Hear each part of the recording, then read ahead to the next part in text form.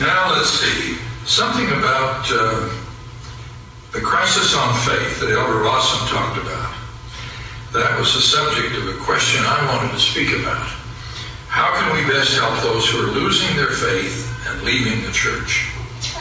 Elder Ballard gave us a wonderful example of this in a broadcast that he made to stakes in Utah. I heard about this and got a copy from him. You've had stake conference broadcasts here, so you know what it is. I was sorry this wasn't done in a general conference, but I want to tell you about what he said. It's one of the best experiences I've ever heard to answer this question. He said that a young man who was a return missionary who was losing his faith, exactly the person described in this question, came to see him, referred by a stake president, I think. And the young man had a lot of questions about the church and about church history and so on. And he brought a list. I think Elder Ballard said it was 12 or 15 questions. And he looked at the list in the interview with this young man, and he said, I don't know the answer to all these questions. I need a little time. I can't just answer them. He said, let's have an appointment in 3 weeks. That'll give me time to look at all these questions. And the young man said, okay, that'll be fine. And then Elder Ballard said, now let me ask you to do something in the next 3 weeks. I'm going to be working on your questions. I want you to do something that I request of you. What is it? I want you to read the Book of Mormon for 15 minutes every day and commit to me that you will pray. Have you been doing this? Well, no, I haven't been doing this. Will you commit for 3 weeks? You'll do that.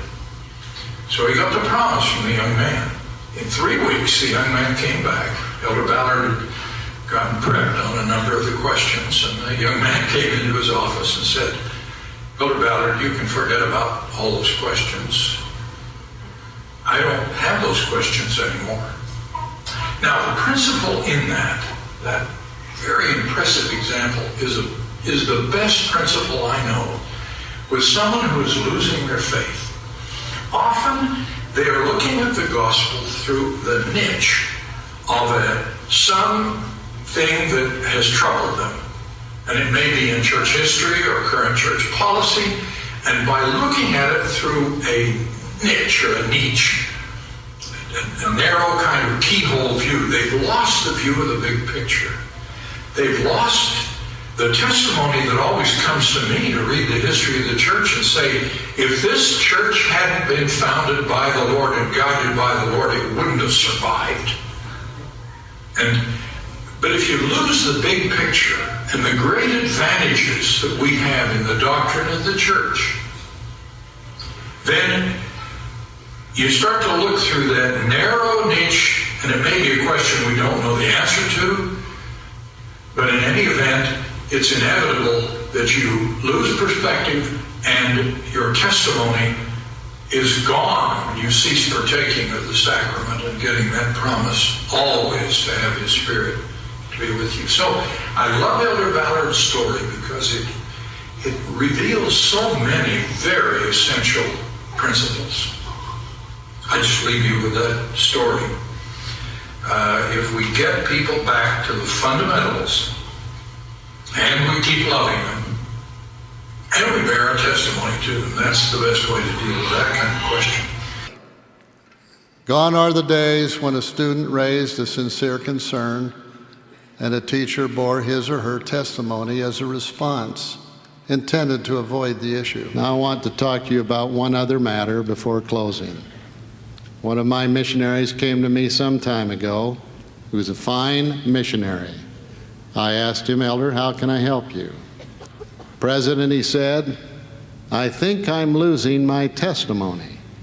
I couldn't believe it. I asked him how that could be possible. He said, for the first time, I have read some anti-Mormon literature. I have some questions, and nobody will answer them for me. I'm confused, and I think I'm losing my testimony. I asked him what his questions were, and he told me. They were the standard anti-church issues, but I wanted a little time to gather material so I could provide meaningful answers for him. So we set up an appointment 10 days later, at which time I told him I would answer every one of his questions. As he started to leave my office, I stopped him. "Elder, you've asked me several questions here today," I said. "Now I have one for you."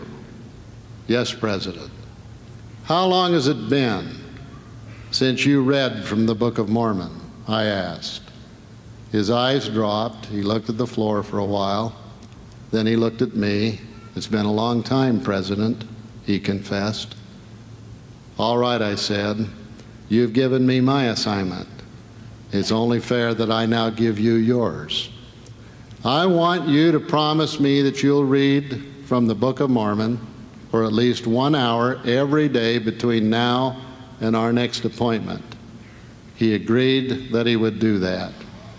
10 days later, he returned to my office, and I was ready.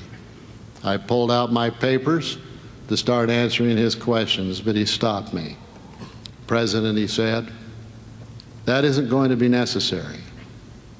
Then he explained, "I know that the Book of Mormon is true. I know Joseph Smith is a prophet of God." "Well, that's great," I said, "but you're going to get the answers to your questions anyway." I worked a long time on this, so you just sit there and listen. And so I answered all of those questions, and then I asked, "Elder, what have you learned from this?" And he said, "Give the Lord equal time." Some years ago, one of my missionaries came to see me. He said this, "President, I'm losing my testimony. I have some questions that no one will answer for me. My bishop and stake president just told me to forget them, and they had no answers. I asked for his questions to be written down and then suggested that he come to see me in 10 days, and I would answer every one of them. As he was leaving my office, I was prompted to ask him this question, "Elder, how long has it been since you have read from the Scriptures?" He acknowledged that it had been a long time. I said, "You have given me an assignment. It's only fair that I give you one. You read at least 1 hour from the Scriptures each day until you come back for your answers." He agreed to do this. When he came back, I was ready. And he said to me, "President, I don't need the answers. I know the Book of Mormon is true. I know Joseph Smith is a prophet. I'm okay now." And I responded, "You will get the answers to your questions anyway. I've worked hard on them. All this anti-Mormon stuff was what we were dealing with." I asked him after our discussion, "Elder, what have you learned from all of this?" And he gave a very significant response. "I've learned, President, to give the Lord equal time."